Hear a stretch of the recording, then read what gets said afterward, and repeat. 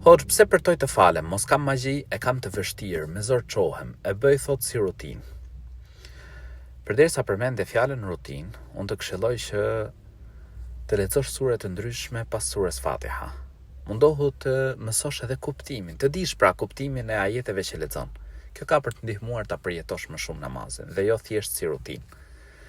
Po ashtu duhet kish kujdes nga përtatësia për namazin, sepse është shenjë e munafikëve, Zoti na rujt. U idha qamu ila salati qamu kusala, e kur çohen për namaz çohen me përtatësi. Ajo që të ndihmon që të mallëngjehesh për namazin, është mendo për shpërblimin e madh që e pret personin i cili fal namazet, lidhje me Allahun e lartësuar, po kryen shtyllën e dytë të Islamit, kush i fal 5 vaktet i premtohet xheneti.